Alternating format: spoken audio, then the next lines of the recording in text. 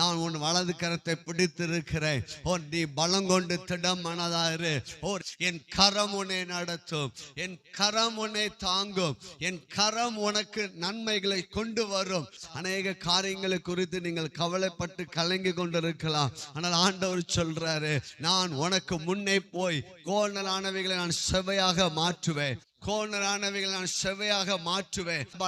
அவர் உங்களுக்கு முன்பாக போகும்போது செங்கடல்கள் வழி திறந்தே ஆகணும். ஆண்டவர் உங்களுக்கு முன்பாய் போகும்போது எரிகோ விழுந்துதான் ஆகணும். ஆண்டவர் உங்களுக்கு முன்பாய் போகும்போது சத்துருவின் வல்லமைகள் நிர்மூலமாக்கப்படும்.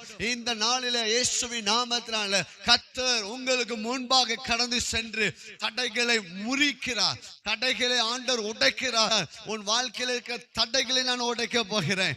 இயேசுவின் நாமத்தில் இந்த மாதத்தோடு உன் வாழ்க்கையில் தடைகள் கட்டுகள் அவிழ்க்கப்படுகிறது.